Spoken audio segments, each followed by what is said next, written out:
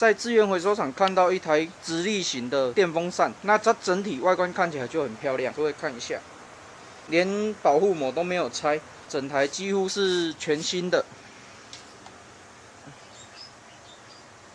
那不晓得为什么会丢掉，那我先测试给各位看一下为什么人家要丢掉。这一台它还有附一个遥控器，那我先用遥控器，目前开的话它是可以开啦。那我们测试一些东西的话，它这个主机板跟这个遥控器应该是没有问题，但是电风扇就是不会动。我现在开到风向旋转之类的，它就是不会动。